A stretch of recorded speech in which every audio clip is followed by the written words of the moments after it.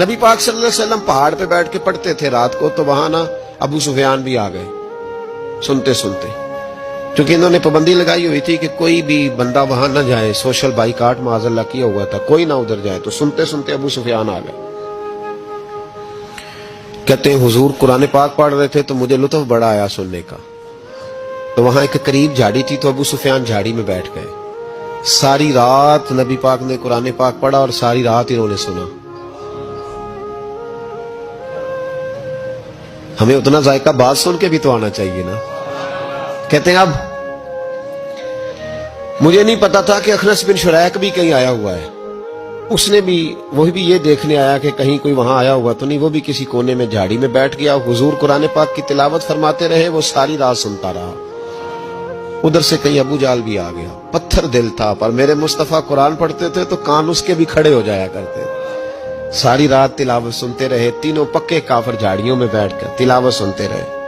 صبح جب جانے لگے تو ملاقات ہو گئی۔ تو کدھر آیا تھا؟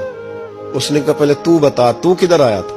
میں تو آیا تھا دیکھوں کوئی آیا تو نہیں، میں تو کدھر؟ اس نے کہا میں بھی یہی دیکھنے آیا تھا کہ یہاں کوئی آتا جاتا تو نہیں۔ ابو جال زیادہ شاطر تھا، کہنے لگا خبردار کل کوئی نہ آئے، آج تو آ گئے کل نہ ہونا۔ اللہ اکبر۔ لیکن جہاں دل لگا ہوتا ہے نا وہاں دل کھینچا چلا جاتا ہے، دل جہاں لگ جاتا ہے نا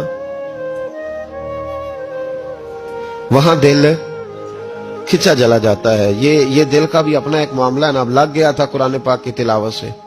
کہتے ہیں رات کو اپنی چارپائی پہ لیٹے، درد اگرچہ جان کو ذل ہے، میں کیا کروں میرا دل ہے، غم عشق اگر نہ ہوتا تو غم روزگار ہوتا، اور وہ مزہ آتش نے کہا تھا، وہ مزہ دیا ہے تڑپ نے کہ میری آرزو ہے یا رب میرے دونوں پہلوؤں میں دل بے قرار ہوتا۔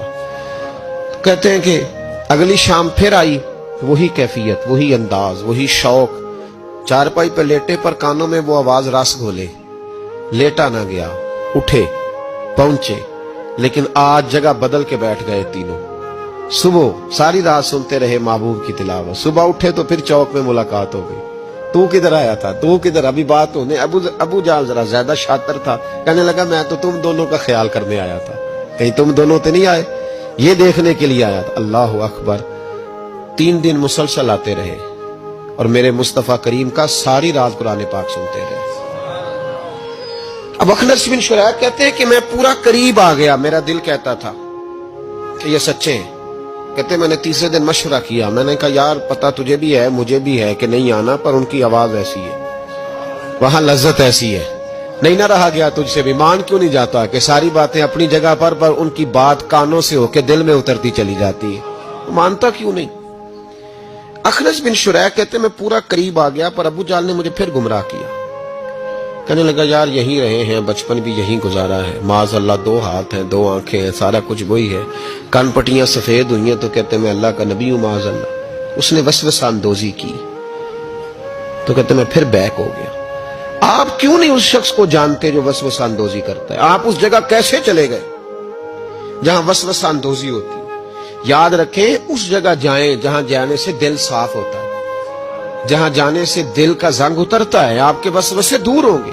وہاں جائیں جہاں ایمان کی، یقین کی، تیقن کی دولت بڑھتی ہے۔ کیوں وہاں جاتے ہو جو بیک کر دیتا ہے؟